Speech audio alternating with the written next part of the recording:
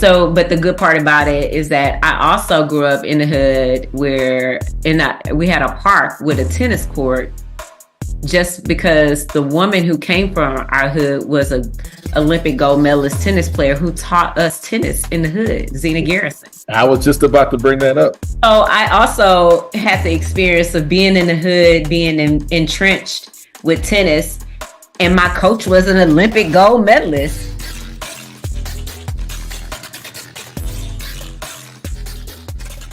All right, y'all. Welcome to another episode of the Bigger Than Food podcast. I am your host, Apollo Woods.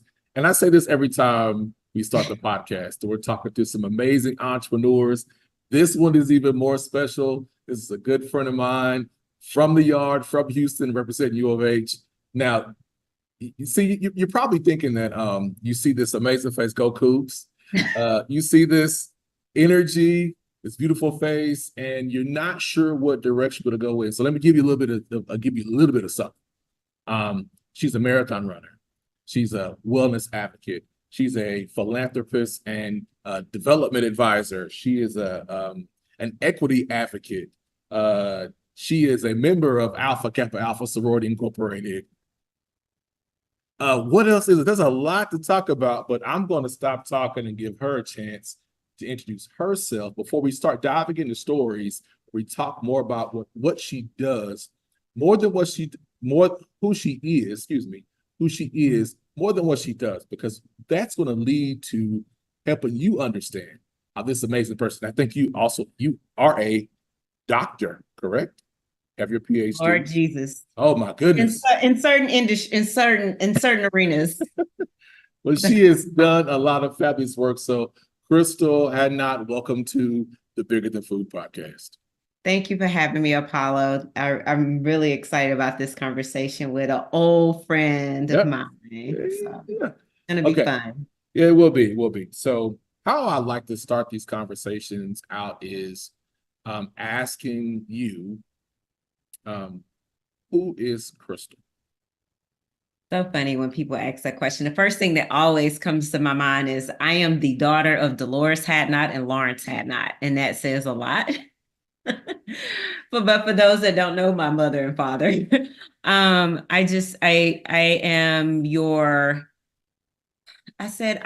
the survivor of being not a part of the statistic of the Black family. When people ask who I am. So I defied all the odds of what a girl from the hood should have been. And so I always tell people in this space now is that has really crafted the person who I am, is coming from the neighborhood I come from, the cultural and lived experiences that I've had in my life, and the fact that I was a girl from Third Ward of Houston, Texas, who had no resources, every statistic from divorced family, dad being an addict, brother being a felon, every stigma that you can put on a Black family hood, me actually being a survivor of that, and coming out on the other side. So that created the person of who I am today and what I actually do. I said, because I was a girl who didn't have the resources, didn't have the relationships, and had to create that space for myself, because I always used to tell people as a child, I dreamed big dreams. And so in order for those big dreams to come true, I had to create my own spaces, create my own resources, develop my own relationships. And now the cool part is I get paid to do that. We love that part.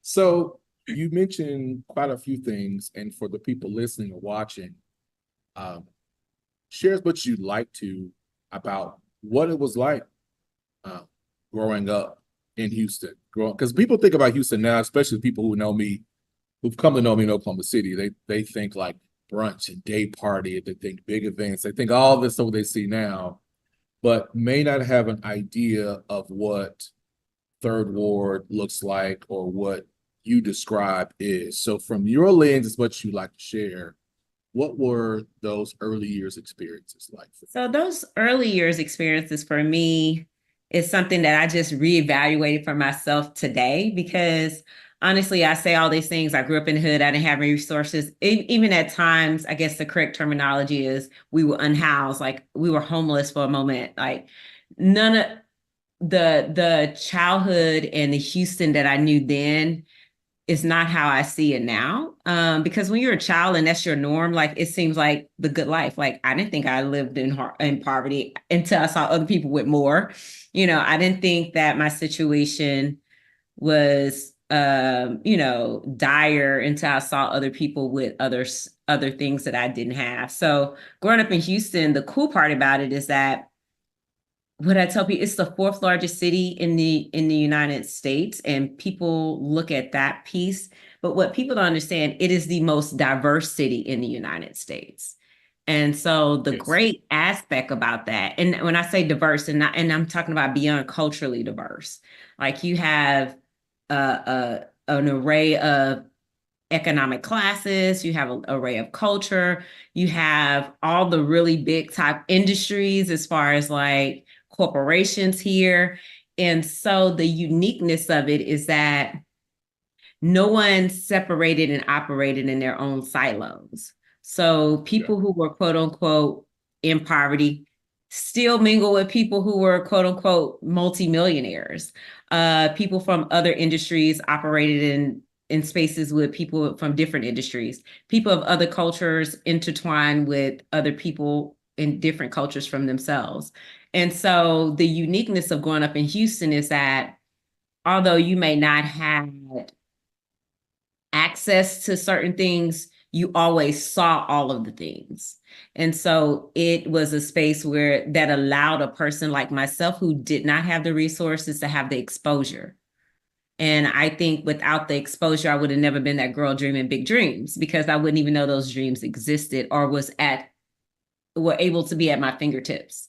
And so the uniqueness of Houston is that you have all the things in one space and you have all the things of being in a major metropolitan city, but still keeping that small town feel like everybody truly knows everybody. Although, within the loop there's 4 million people, but we all truly know each other or somebody that know that person. Like it's really easy to make a connection here because of the fluidity, I guess, of the city. It's crazy. That's crazy. So But it's yeah. interesting you say that because me coming to Houston in 1999, my like small world of a person is like, hey, it's a big place. It's a really big place. But what I didn't realize how big it was is how well connected people are. So you said a word, exposure. Mm-hmm. Now, when I think about the friends that I met, people I met there, you're right.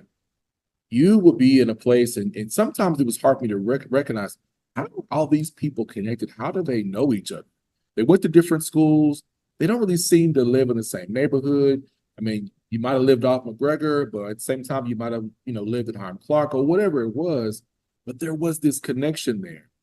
I think that's the beauty of living in the United States, the most diverse city in the U.S. is because of that. So when you think about how you dreamed growing up, Mm-hmm. as you described, dynamics and circumstances, is that exposure and living in Houston, did that help you dream the way you dreamed? Absolutely, because I saw no limitations. Every day I can walk out my front door and be exposed to limited possibilities for myself. Like I saw beyond Third Ward, or even just in my neighborhood, the uniqueness of Third Ward showed the diversity. Like Yes. you have what they call the bottoms, where people like real poverty, but then you have kind of like a middle class that's in the middle, and then you have the upper class, which is McGregor. So the uniqueness of just that one neighborhood showed the people from the quote unquote bottoms or the poverty, from people to middle class to people to high class, that you can exist in all spaces just in that one neighborhood. So I really think that made all of the difference because I was exposed through sight. Yeah. Um, that everything is just simply right at my fingertips. I just have to walk over there and get it. Like I can walk to the bottoms or I can walk to McGregor because I was right in the middle of the two. So it was a choice. Like, and I really looked at life that way. It's a choice. I can make a right or I can make a left. Like which life do I choose to live? And I grew up with that perspective. And I didn't realize that until just literally in these last couple of years, just being around people who have been in spaces that's predominantly white or predominantly Black or just really very, I guess, monolithic, that how great of an opportunity it was for me to grow up in a space that was not. I want to peel some things back, and as we talk about being exposed to different experiences, I want to talk about the younger Crystal and being exposed to some circumstances that are not ideal, that, you know, some people would have responded in a different way. But do you remember that at the point where you started to realize, like, you know what, I have to dream, I have to figure out what I'm going to do? Was that sketching in a book? Was that starting to write? Like, do you remember the point where you're like, you know what, or the age or the time where you're like, you know what, I'm going to start dreaming bigger than this because I want more for myself? Do you remember that? It's so funny because I look back, I was like, I felt like things were always hard. So I didn't look at hard things as hard things because it was always Okay. hard. So it was just things for me. Okay. So which is why I tell people, like, they were like, I don't know how you can run for 4 hours and 5 hours, your body is tired. I was like, but that's the story of my life. Like, I've been in this race of life doing the hard things. And I really think that people don't realize that the physical strength, the spiritual strength, and cognitive strength are all the same thing. Like one does not happen without the other. Okay. We all know that. I think that's why a lot of athletes are able, there was the science to say that how they respond to injury or how they respond to illnesses is quite different from the other person because they've pushed themselves past the limit. They build a type of muscle, a mental muscle, Yep. that when their physical gives out, that they can push a little harder because that muscle has been developed. So I think because things were always hard to me, I never looked at things as a challenge. And so my mindset was always was that, I went from a little girl who, when I grew up, like, I remember specifically, like, I wanted to be Cyndi Lauper when I grew up, like, straight up. Like, this is telling a whole lot right now. I was like, I wanted to be Cyndi Lauper. And it was so real for me that I decided I didn't even want to be called Crystal anymore. So when I Okay. went to school, I wrote Cindy on all my papers. Like Okay. I was Cindy. Like at this moment now, you call me Cindy. And I had people in my life, like my fifth grade teacher, who I'm still connected to this day, Miss Wolf, who allowed me to write Cindy on my paper, saying that you can be whoever Mhm. you want to be. Okay. So when you have that as a child as your foundation, that, me changing my name at the age of 9 to be this other person, because in my head I had created myself to be this rock star, that when it got to be, oh, Crystal, can you possibly work this hard to get this job or to get to this place in your life, it was simple for me because I already done hard things and achieved those hard things. Okay, so let's talk about Cyndi Lauper. So why did you choose her? Out of all people, Cyndi Lauper. Now look, No. hey, look, hold on, wait. Now we grew up at the same time period, so I personally can get it, right? But when we're talking about diversity and experience, and and for me, my first Black professor was when I went to U of H. Dr. Pearson. It's my first Black professor. So I didn't get the experience. There was 11 Black folks in my high school graduating class. Before Mm-hmm. I came to Houston, I was at University of Tulsa, private white school, predominantly white school. But so when I got to Houston, I was like, I got my first Black everything. I didn't know Black folks spoke French. I didn't know Black folks were anything other than Baptist. I didn't know, I didn't realize, like when Westheimer, my first job, 24-hour fitness, I got my first job. Now, I didn't know a Westheimer went all the way down to Katy. I had a class let out at 2:30, had to be at work at 3:30. So I had no idea. So Mhm. when you say you chose Cyndi Lauper as someone to as your inspirational one to emulate, my mind goes like, I can get it, but at the same time, I don't. I didn't see genre, I didn't see culture, I didn't see color. Like I didn't view the world through that lens. Okay. Like, because I never saw, oh, because you're a Black girl, you have to like, you can't like rock music. You can't relate to being a white woman. Like, I never saw those titles or labels placed on me as I was younger, which is another benefit of growing up in Houston. Yeah. Like, I didn't, like, there was no, oh, you're a Black girl, you have to stand over there in that corner. And you're only allowed to do these things. Or these are the things that Black people do. Or these are the things that, because you're of this, you come from this neighborhood, you can only do these things. And these are the things at your reach. I think that And just that, I'm sorry to interject, but yeah. that is why when I moved there, I was so blown away because where I live, where I'm from, it was a line in the sand. Black folks who made a little bit of money because Duncan is where Halliburton was founded. So in oil and gas and oil field, like they lived on that side of town. And they also did probably come on to the hill, to the east side, and to certain churches. If you made a little money, wealthier Black people, they went to Church of Christ. You didn't come over here. So when I got to Houston, I was like, wait a minute. Like I met somebody who went to a magnet school of health and science and performing arts, and there's all this stuff. So it's like for me, when you describe it, it makes sense because I understand the environment. But for me going in, I'm like, whoa, like you mean we can do that? It honestly, it took me almost 3 years to get adjusted because I was having a new experience every day. Yeah, I tell you, my elementary school, our our mascot was a rainbow. We sung "We Are the World." Like it was not like we like I and that was like the norm in Yeah. our city. Like it was we are one people under one nation, like we've truly operated in that space.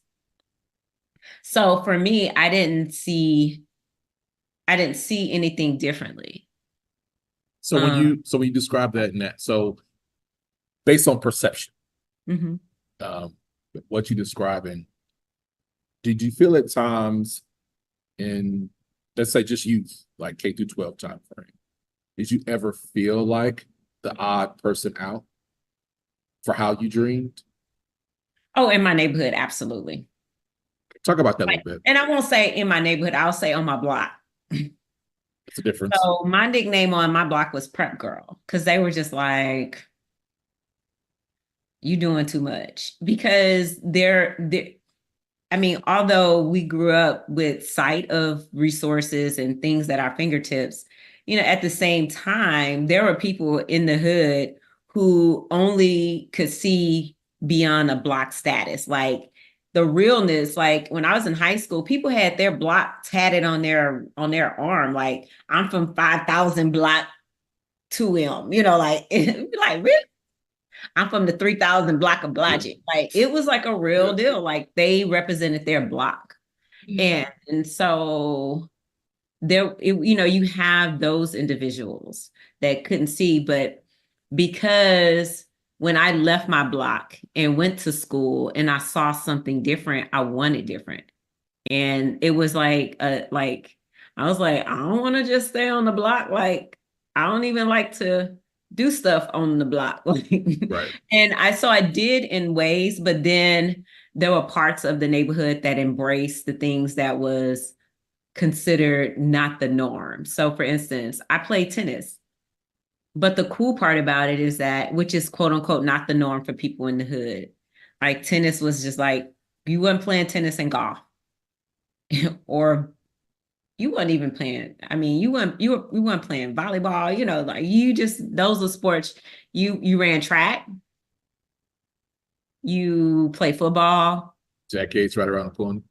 Yeah, like so that's what we were known for, Yeah. track and football, like basketball maybe. So you just didn't go beyond those sports. And but the good part about it is that I also grew up in the hood where we had a park with a tennis court just because the woman who came from our hood was a Olympic gold medalist tennis player who taught us tennis in the hood, Zena Garrison. I was just about to bring that up. So I also had the experience of being in the hood, being entrenched with tennis, and my coach was an Olympic gold medalist.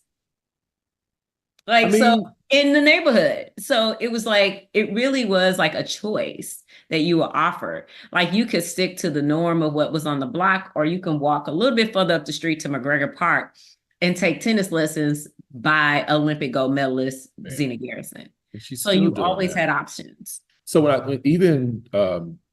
so take Third Ward, you got U of H on one side of the street of Scott Street, separated by Frenchie's Chicken. Well, the location ain't there no more, but you got I know it's so different. It's so different. It's not the same. No, the King Special is so different now. Like yeah. Okay, I'm about to reminisce, but I'm stopped. Okay, My so first big job was working for Frenchie's Chicken. So, man, look, like, corporate job, like man, my first corporate job, but we'll talk about that later. and honestly, that was my first real knowledge of a Black-owned restaurant there. Now, there probably were at some point in time. My family owned businesses, but not in Duncan. So you had U of H across the street, which our That university shows the is diversity right there. our Jacket, U of H. our university. People that use the PWI. Our university is predominantly minority. Right Although across they the consider it a PWI, which is right, always a interesting. whole other thing. So you got U of H across the street. One side on the west side, east side of Scott Street. West side is TSU. Literally, it's walking distance. You have Wheeler Avenue. You got Frenchie's. You have the Fish Place, and you got all this diversity in one area, in And like a one 3 block radius of three each other. block radius. So painting a better picture for those watching, listening, you're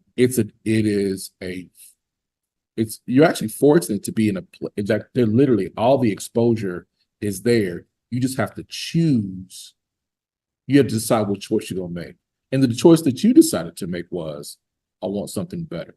So as you are going through your younger years in K through 12, elementary school, and then high school comes along, had you already decided where better was for you? And like, Oh yeah, and I'm glad I did before high school, because high school was the first time that I went to school and everybody looked like me. It was such a culture shock. Because I mean, being in the city, like I said, it's a place where it's very diverse. And so high school was the only time that I was actually in school where everybody looked like me. But the great part about it is that I was in the School of Communications, which was the #1 school of communications in the nation. But we'll talk about that later. But and so I still knew that I wanted more. And so in that term, I thought more was, oh, I was going to be a political analyst on TV. yeah, By then I had decided I was going into politics, but I wanted to do politics from a commentary standpoint on television. right. And that's where I was headed at that point. So I was like, either Interesting. right, or I was going to talk about it on TV. So interesting. I can assume, but I just want to ask. So, in what you described in childhood and environment being an exposure to opportunities, why politics? Because my whole neighborhood was political. So, like the great part about being in the neighborhood also is that I grew up going to Shape Community Center, who was a very active part of the political movement in our city. And so, and very frontline on all things that happen in community level movement. And I just knew that I wanted to tell the story of that movement. And my goal was to tell the story of the hood from with a political spin of what was happening in the community movement. Because I was involved in and taught how to politically show my voice and to make a stance and to march and to go to City Hall. I was doing that at a very young age. Yeah. I volunteered for my first political campaign because we had a lot of, African American people in that neighborhood that were elected officials. Absolutely. So I grew up volunteering on political campaigns. And so I really knew that I enjoyed just telling the story. And so that's kind of what was leading that space for me. So my first experience with, I mean, we had Juneteenth, but it wasn't a focus on Kwanzaa. You see the shirts. But my first exposure and understanding of Kwanzaa was through Shape. And hey, again, I love family. We do family history and all that stuff. And I Shape love is the one culture. who, yeah, and Shape one is the one who taught me that there was more outside of my block, that there was a whole world out there to see, specifically Africa. Wow. Okay. So, all right, this is going to slip me, so I got to say it now. So, looking back at the impact that Shape Community Center had on your life and your decisions, whether it became a refuge, a place to learn, like looking back, but also what you know, what do you see the value of having community centers that are culturally relevant and active can do for a block neighborhood or community? What do you see? Well, it kept me from getting involved into what we consider criminal activity or involvement in the neighborhood, because going to Shape Community Center on the weekends after school allowed me to be involved and see spaces outside of the neighborhood. It was the first time that I traveled was through Shape Community Center. They used to take us on college tours. I mean, we toured Martin Luther King's movement through the southern states and walk Edmonds Bridge. Like we Shape Community Center, because of Shape Community Center, my second abroad experiences was going to Africa to build another Shape Community Center in West Africa. So it meant exposing me beyond the hood, but it also became a safety net for me, to keep the negative, what would be considered negative influences away from me, but also instilling a lot of positive influences. So it was not just protection, but it was also education. It was giving you identity, to know that you mattered, and that you were important, and that Shape taught me that was the first place where I figured out I am a badass, like, because they made sure that you had a lot of pride personally and culturally. So yeah. Okay, so then you know that you want to go to politics and the commentary side, and then there's another decision you have to make. Where are you going to pursue your education? So how was that choice made? Because I would assume you would say, as a dreamer that you were, I'm leaving, I'm gone. And maybe that was part of the process, maybe that was, or not. So how are you deciding where you're going to pursue your college education? What was that? Well, I don't think I've ever talked about this ever, and I've been interviewed a whole lot. Okay, look, I told you we're gonna talk about the journey. So the reality is I applied to not go to school inside Texas. I applied like to Hampton. Hampton was like, although I was graduating top 10 in my class, like all this stuff, like they were like, we're gonna put you on the waiting list. I'm like, Crystal Hadnott, and so but the reality also is I didn't have financial resources. So when I was in high school, I worked 2 jobs in high school. I worked at Blockbuster Videos on Scott and OST, and I also worked part-time at KTSU Radio. And so I worked to give myself financially what I needed to pursue my big dreams that I had. Okay, hold on. I need to paint the picture. You said Blockbuster and KTSU Radio. Now, for folks that don't know, that's in Third Ward. There's a commercial retailer in Third Ward. There's a historical Black-owned radio station in Third Ward. Those are resources in the community, It's all in with the neighborhood because I all in ain't the neighborhood. far. And so some people who live in places like, let's say, Oklahoma City, those resources aren't there. Yeah. They're divested away, and they're not, and the communities are broken up and not Mhm. as diverse within our community. Mhm. But to know that there's a place for a job from a larger retailer that's no longer here, rest in peace, Blockbuster. But then you have a a source of information, communication, radio. It's in the community. You still had options and exposure in the community. So then you decide, you get these decisions back, and then when it came down to it, then you said, I'm going to choose this based on what options. Yeah, so I chose U of H for a few reasons. I chose U of H, one, because by the time I was a senior, I had my third job. So I had a summer internship at a law firm that ended up turning into me working my whole senior year part-time for them.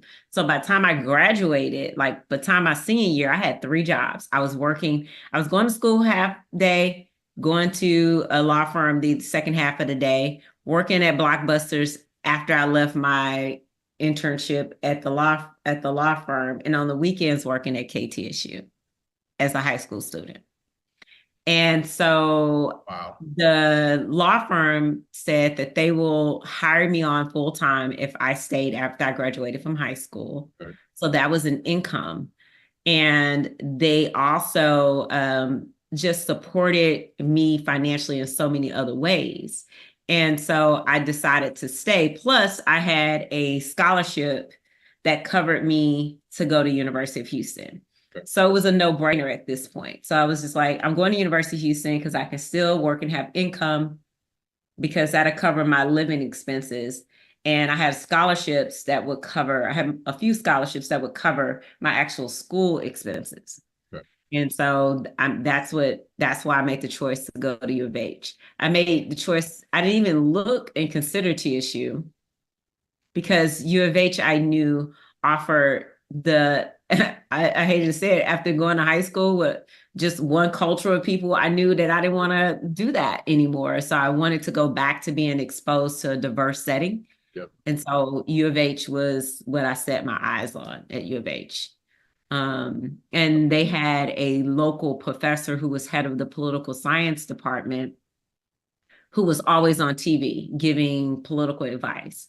And so I was like, ooh, maybe I can connect with him some kind of way.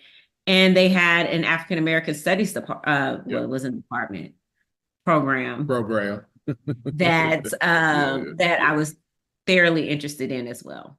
And I really was drawn to a professor who was actually head of the political science department, who was always on TV doing what I wanted to do. Right. But he mostly talked about elections. So he analyzed election data. And I really wanted to be involved in the African Studies program. And really, I was involved in the movement of the program well before I was a student there because we were part of the thing that Shape partnered with them all the time. Yep. Was trying to get it to be an actual department because Deloitte Parker was a graduate of University of Houston. It was.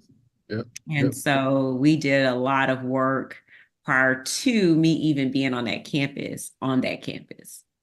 No, Crystal, what I've listened to you talk, it's like it's almost like you sought people out. Oh, yeah. And because I've even mastered that. That's why I said that's why I get paid to do it now. yeah, I mean, but even when people and creating relationships. yeah, because even in whether you're dreaming and then you get attached to a teacher in the fifth grade who was okay with you writing down Cindy, then you're at Shape Community Center with Brother Deloitte Parker, the work that they're doing. But there's already a connection between Shape Community Center, a community organization, into a program at the university, which now it is a formal department, and you're finding somebody. I can't help but ask, in the dreaming part, what is it about your persistence that makes you say, I gotta get connected to people to get to where I'm going? Because I never had money. I tell people I ain't have money, Good. so I couldn't buy it. But I also, the lesson, I tell people the great lesson of not having money was that I learned very quickly that human capital is way more important than actual financial capital. Talk about it. Come on. Go. And Keep on going. so I learned that very quickly. Yeah. And so I realized that human capital could take me places that financial capital couldn't. And I learned that very young. And that's why I said I've mastered it. And that's what actually now, like I tell people, my job is to connect and use human capital to bring financial capital. But it for me, I've always known that there's nothing more important than researching who's the person in the space where you're trying to be, Right. and build a relationship with that person. Right. Right. So when you recognize that, I have something of value to bring into this relationship. There's somebody I got it connected to. Was there somebody around you that helped you, help mentor you on the value in the relationship? Like, this is how you manage relationships. I can see as an ambitious No, person that it happened by happenstance. Okay. Because I never had the mentor or none of that. But I realized that when I did connect to people, the best relationships tend to happen when they saw value in me, Okay. as well as me seeing value in them. I learned that working at the law firm. That's how I went. I took a summer internship into an actual job. And I realized that, oh, they see a value in me staying here. So they're going to put a price tag on it. And the price tag was, we'll keep you on full time if you stay here and continue to do the work that you were doing. Right. And so I learned very quickly that it's not about like what's your end goal, what's your end game. You also have to see what's the ROI for the other person. So from that point on, my approach to it was always thinking, what's the ROI for the other person, so I can get what I needed. Okay. Okay. So as you're making these moves, you're dreaming and things are starting to happen. And yeah, and I like something you said earlier.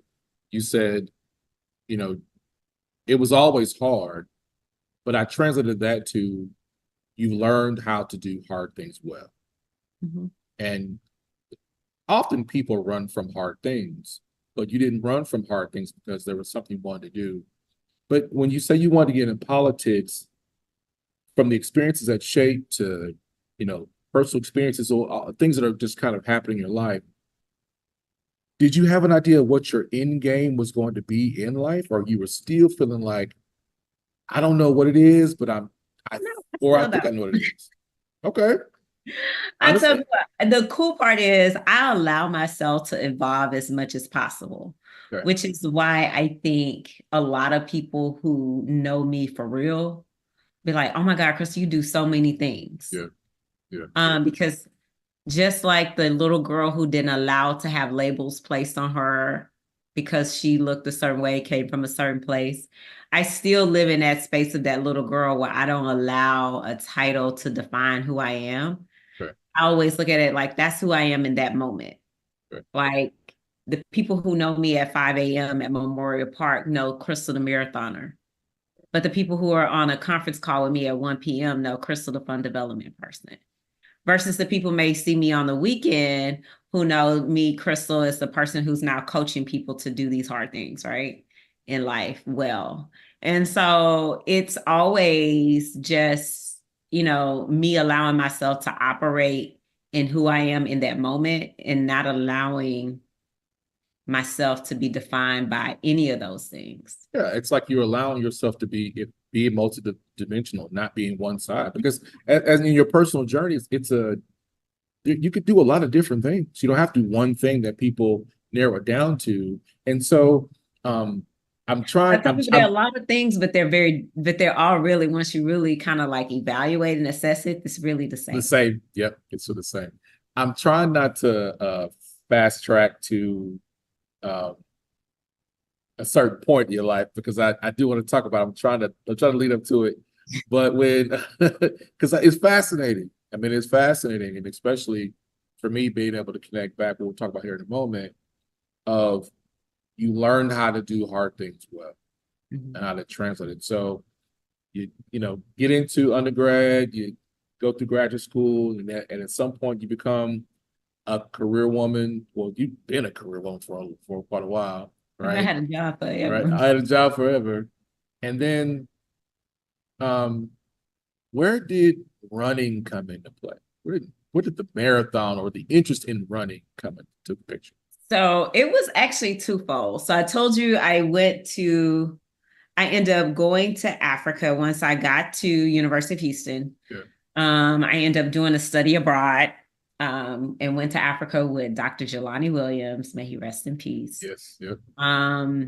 And I met Jelani prior to even being at University of Houston because he was connected to Shape Community Center and the Shrine of the Black Madonna, which is a church in Third Ward Yep.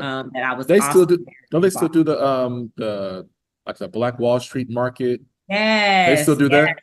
Yeah. absolutely, absolutely, they do. I That's right love by it. the fish place. Yes, Right it's still there. where the Red Rooster is over there. Used to be. What? They have moved the Red Rooster. We can talk about that later. Come on now. Okay. It's a Yeah. lot of development going on, Right. so yeah, so Jelani Williams was a marathon runner. Okay. And when we were in Africa, he made us get up every morning. I was not a runner. Okay. He made us get up every morning and run to the ocean to do basically a type of meditation to honor our ancestors at the Atlantic Ocean who didn't make it in the Atlantic trade. Okay. So we would leave our hotel rooms and run. It was like a 2, maybe 3 mile run, which is considered short compared to what I do now. You try to make that run a 5K. I despised it and I hated it. I was like, this is stupid. Running doesn't make any sense. But it definitely started a ritual for me that I didn't know that would come in handy later in life. Okay. And so he told me while we were in Africa, he said, you're going to get a degree. You're going to do the things that you think you're going to do as far as your career based on that degree. He said, but what you actually offer the world, you won't get any actual income from it. Your purpose will not be attached to your career. And I was like, whatever that's supposed to mean, but fast track. Yeah. 2 years after that, I was working for the American Heart Association and I was at work, had a slip and fall accident. And in that slip and fall accident, because I'm a girl to do hard things, like, first of all, I was the youngest director at the American Heart Association in my 20s, just like doing the thing. Like, oh, wait, Crystal, it was the day of my. Wait, hold on, wait. So you are the director of the American Heart Association and the youngest director in my 20s, right after college. Okay. Right after undergrad. But I think this is okay. This is why I like to ask these questions, because when you're going through it, it's like that's the thing that you do. Yeah. Right. You just do it. Like you're doing it. Yeah, I just applied for that job. Like, it was like I wanted it because I thought I was the best person for that job. Okay. I didn't pay attention that it was a director level. I never even been a manager. How to be a director? It was like I never. Yeah. I was like, and you went for it. I was like, yeah, they have created this, and it was their version of what's considered DEI now. It was cultural health initiatives. I was like, that's me. Yeah. Like, create programs for my community here in Houston. That's my job. Right. That's my job. So you became director. I became the director, a cultural health initiatives director for the American Heart Association. And you're able to do this job and connect back to the community that you identify with, that you know, that you live, I know. And really that's what you've been. Yeah. I was like, I already know the community. Y'all trying to get to know who they are. I know them. So I'm your girl. And And so I was just really anxious because we were coming up on our first board meeting and I wanted to impress the board. And I hadn't eaten all that day. And so I was slightly lightheaded. And so I slipped and fell. Um, and because I do hard things, I was like, my assistant at the time, thank God it was a male, I had a male assistant at the time. He saw me fall. Right. And I tried to get up. You know, you fall, you try to get up. And I was trying to get up, but I realized I couldn't get up. Like my other leg wouldn't allow me to push up. Right. So he rolled my desk chair out to where I had fell. Yeah. And picked me up and put me in my desk chair. I was like, just roll me back to my desk. I got some calls to make. I can't really think about right now. So I'm literally sitting on the phone. But were you in pain? Or, I mean, or was Yeah, it just discomfort? it was like pain for me was, and that's another thing, like because I did hard things, pain wasn't even a thing that registered to me Okay. in the moment. Okay. But a couple of hours passed and I realized that that leg that I was trying to push up on still, like, I was like, it's not moving. Like, so I'm leaning to the side on this chair because one side is really not working. And I was like, and I'm gonna tell you how it's crazy now looking back on it, but this is just the go-getter I was at the time. Okay. I said, okay, I gotta get this checked out. So I said, Gabe, who was my assistant, I was like, I'm gonna call 911. But I was like, I called 911 and I was like, hey, it's an emergency, but not really emergency. I think something's wrong with my leg. But no, when you come, don't put no sirens on anything. I don't want to alarm anybody. I just need an ambulance to come check me out real quick. That's not how it works. That's not how it works. But that's what I did. That was I literally. So they come to the American Heart Association ambulance, full lights, alarms, everything going off. It's the American Heart Association. So they immediately somebody have a heart attack, Right. like they're freaking out, like who's in here, needing an emergency. And they wheel me out to the lobby. Wheel me out to the lobby. And so the very nice paramedics, they were just like, do you feel this? I was like, actually, I don't feel anything. And they were like, can you move your leg? I was like, no. They were like, we're going to have to cut your pants. I was like, you can't cut my pants. Like, I had put on my best suit that day. It's presentation day. Exactly. I was like, y'all just tell me what I need to do. I got a board meeting later. Right. Can't be playing with y'all. So they were like, we're taking you to the hospital. I was like, that's not what I told y'all to do. Maybe I have time to go to the hospital and come back because we're right at the medical center. Mm-hmm. And so get there, long story short, didn't make the board meeting because what ended up happening is that they realized that I had no feeling or movement from hip down on my left side. So they had deemed me paralyzed in that moment, which was so freaky. I called my mom. I was like, Mom, don't freak out. I'm at St. Luke's. She was like, oh, of course, just like blown Black mama drama, just like, I'm okay, but they think I'm paralyzed on my left side. And she was like, what? I would think the same thing because I get the sense that even when you probably need the support, it was I don't want to inconvenience. It felt like you almost didn't want to inconvenience somebody else in the time that you probably needed the help. Yeah, and I've been that person, but it's so funny you say that because actually a couple of days ago, there's a quote that I ran by that really changed that whole perspective of how I see it today. It's like, I'm going to read you this quote. It said, if you avoid conflict to keep the peace, you start a war inside yourself. That you do. We'll come back to that later. Yeah. But I end up, like, hey, don't freak out. It's going to be all good. I'll call you and update you later. Long story short, I'm in the hospital for some time. What they thought was me being paralyzed was just really paralysis. Because what happened is I end up getting feeling back. Like I can feel when people touched me, but I still had no movement. So it was like, you have paralysis. So they sent me home to my apartment complex, which is, I was living on the 3rd level apartment complex. But even leaving the hospital, I refused. They were like, we're going to give you a wheelchair. Now, mind you, I can't walk because my whole left side doesn't even move. They were like, we'll give you a wheelchair to take with you. I was like, no, I'm going home to the third level of my apartment. No wheelchair. Like I was like, somebody can help me in this car. Somebody's gonna help me up my stairs Yeah. and I'm gonna figure it out. Like it was just like Yeah. I was determined for the wheelchair not to be my story. And so But I you were go, really doing what you had been accustomed to I doing, have like it figure it all out. that has been figure it out. I'm gonna figure it out. Okay. And so go to physical therapy for several months.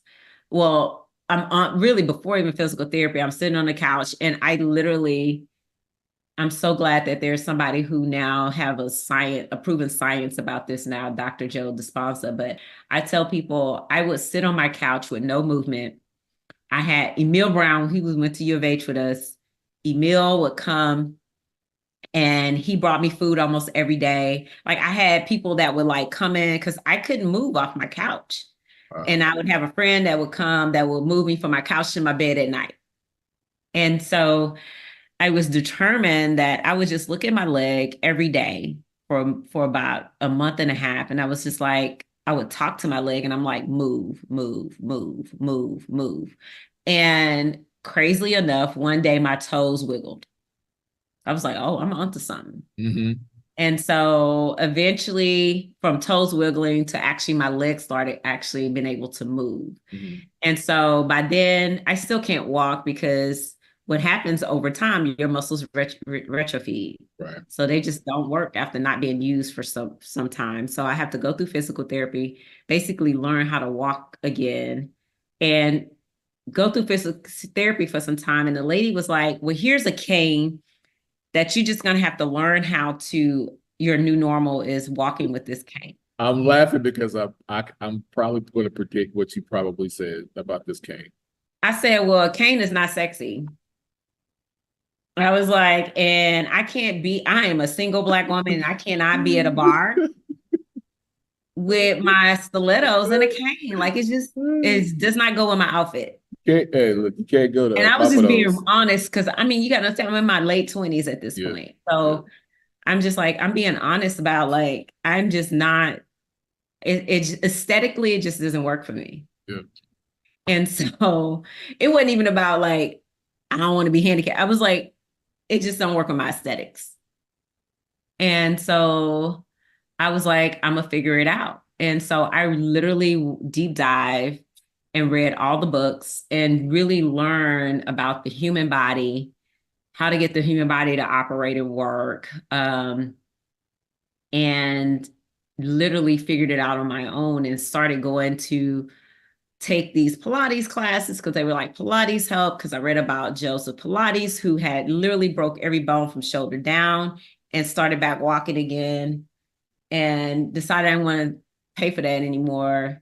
So I became a Pilates instructor. But this also reminds me of, you know, back when you went to Africa and Jelani was like, get up and we'll go to, you know, the beach. You're going to do these practices mentally, like you're getting exposed to a moment that you may not have realized that you would actually apply later.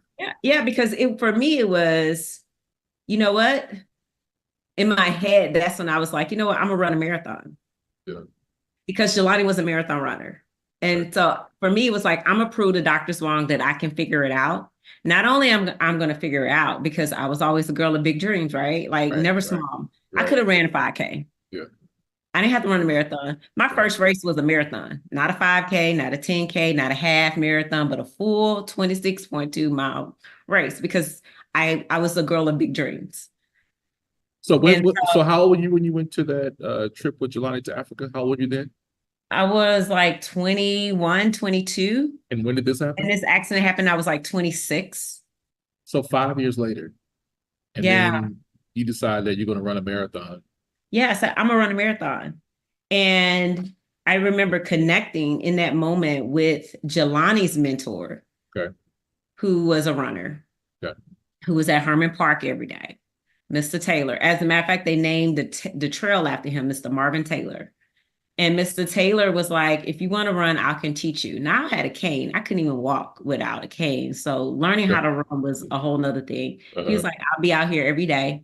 And he literally, he would take my cane away and he was like, now run. I'd be like, what? And so I would attempt and I would fall. And every time I fell, that man picked me up. Mm. He was like, okay, that was one step. He was like, next time, try to make two. And so it was literally like, he didn't allow me the opportunity to not do it. And I had already had the mental fortitude that I'm going to do it. And so the combination of those things was like, I'm going to run a marathon. So 9 months later, I ran my first marathon. There is, up to this point, you've talked a lot about you figuring it out and you having to do it. And then there's this moment where you had to allow somebody else to help you and got connected to Jelani. You got connected to his mentor. I went back to my human capital. Right? Back to human capital. But in the same way that you have this expectation of yourself, in the same way you are likely the person that does the same things for your friends, you allowed somebody else to do that for you. And that was hard. I ain't gonna lie, like that was hard. I can imagine. That was hard. It wasn't an easy feat. Like I only allowed 2 people in my house to even I don't even have pictures because people always want to tell the story and they were like, well, do you have pictures? I was like, no, I didn't take any pictures to document that craziness of my life. Like, because I was not accepting that part of my life. So it was very difficult for me to be in a position where I couldn't do it all by myself because I had at that point done it all by myself. Right. So that was the first time that I allowed someone in my space to do something that I thought, that could help me move forward. And then I think about just skip for a little bit.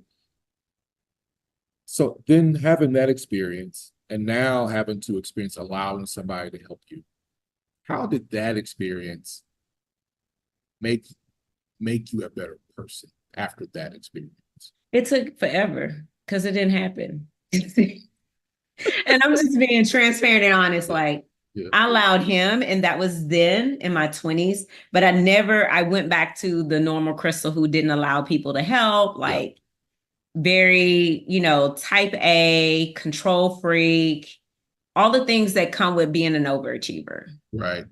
Until I could not do it anymore by myself. Okay. And that took, that happened, I would say 15 years after that accident, where I got to a point. What happened is I got diagnosed with an autoimmune disease, Graves' disease.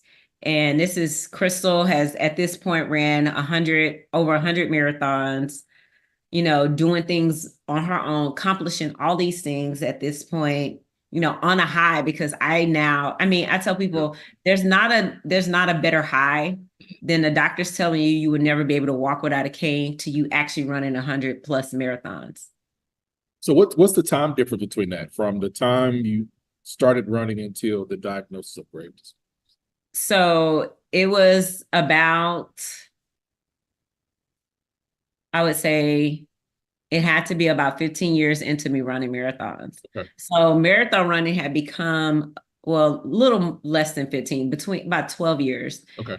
So at this point, I had already developed this identity almost as being a marathon runner, because I don't even think people even realized I had a job at the same time during this time. People just knew Crystal the marathon runner. Yeah. That had became my identity. And so same thing. And I tell people, I felt like I was in that same position back when I had my accident. Yeah. The doctor's telling me, you got Graves' disease, you have to stop running, and telling me what I couldn't do. And a part of me reverting back to the old Crystal of, well, you can't tell me what to do. I'm going to prove you wrong. Right. I can do what I want to do. I've studied the body by now. Like, what evidence do you have? Give me your data, your research. Like, at this point, I've become the wellness expert because I have studied it for myself and actually healed myself. So I'm just like, I got this. And the reality is it worked for a few years, but then it didn't work anymore. Where my body just couldn't do it anymore. And so that's when I finally, allowed others to then come in, but that resonated into the person people know today. Right. And the way that I view success, the way I view performance, it kind of changed I tell people it was like a whole mindset shift for me on, I'm no longer trying to prove the doctors wrong. I'm not that girl anymore, but I am still pushing towards success and being at peak performance, but I've changed the way or reframed the way I do it. And it's like you've learned how to do all these hard things well, to persist, to persevere, to build this person that you are. And I'm pretty sure, knowing I know about you along the way, you're the person that's helped a lot of people along the way. And now you're at this place where, do you feel like you're at this place where life is giving you an opportunity to allow people to help you more? Like it's almost like paying you back to you. Absolutely. Like now it's time for people to help you. But it's like really, I tell people the thing about it is that, for instance, it's amazing how the universe, God, will respond to you and use what you know to teach you a lesson. For instance, like, I'm this runner. So I've been running 18 plus years, never had any knee issues. Yeah. No injuries, none of that. And I got to a point where I had what's not even an injury, but it's runner's knee. Okay. Yep. Which is all that is just overuse of a particular muscle. So when you have that same motion over time, you overuse a set of muscles. Yep. And so the doctor's like, it's not an injury. There's nothing we can do to fix it. Yep. You just have to stop running. I was like, where they do that at? You mean limit my running? He was like, no, stop running and do something else. He said, you can physically do something else, but you cannot run. You need to pick another sport. So every time you go to a physician or a medical person, they're always telling you to not do something. You turn and say, well, but this was the first time that I absolutely could not run, though. That was the craziness. Okay. Like, there was no pushing through this pain. Okay. And so that's when I learned that, I quoted this thing that for me, it was like a change of pace, like physically and mentally. And so I said, forward is a pace. So long as I'm moving forward, it's not about running, maybe I'm just walking. So I started walking. I do a lot of walking. And I started doing a lot of hiking, and now I'm like really into mountain climbing. But you're still able to, you're finding some way to still remain active. Yeah, I still remain active. And I'm still even like, I'm back to now running. But for that moment, it was about being still, which gave me a chance to really assess, and not just, physically assess, but just spiritually, mentally work. Like, what are some better practices, principles that I can adopt that will help me sustainably operate at peak performance? As we're approaching our older years in our life, to use that wisdom to say, hey, let me give you a way to do this more efficiently. Because the reality is, if you take your early childhood experiences in those environments, we operate at a high stress level. Sometimes we can't see the narrative we were sold. Like, pick yourself up with the bootstraps. You got to be twice as hard. You got to be twice as good just to be average. Like, we were sold those narratives, and I adopted them. So it was all about the push. Right. But now I know that those stories are a lie. Absolutely. You cannot continue to do this, because Your Physically, body the can. body will break down. Mentally, your mind will burn out. Right. Like there are consequences to high performance that's not sustainable or not real. It's just unrealistic. It's like your body is at a constant state of inflamed and overheated. Like your body's not supposed to Yeah. do that, right? Your body will perform at an optimal level, whether it's sport or personal life, career, or health, or whatever. Where's the place where you can operate that way? And I take the resilience that you've gone through. You still are able to talk to other people, you know, or going back into the community or going back to shape or talking to folks on the yard and say, yeah, it seems hard, but has somebody talked to you about an efficient way to do it versus just keep going? No, is there an efficient way to do this? Yeah. Yeah. And so that's the work I'm in now. It's like, and that's both in life and at work. Like I tell people, as Crystal, the fund development exec, you could raise and bring money in all types of ways, but there's a sustainable way to do this without burning yourself out with a bunch of fundraisers. Like figuring out a better strategy so you could be more efficient at bringing funds in and it to be sustainable over time, and eventually the funds build funds for you.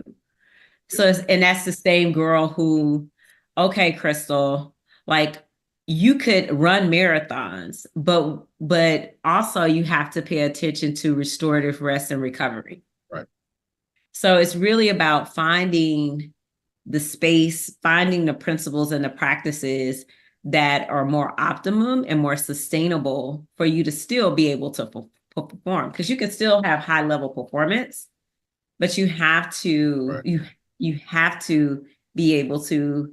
I tell you, the most unique way I look at it is like the secret to optimum performance and success happens in different ways. Mindset shift, which is what I talked about, beliefs and narratives. You have to change the stories that you consume. I tell people, places, and things and thoughts have the power to be nutrients or toxins.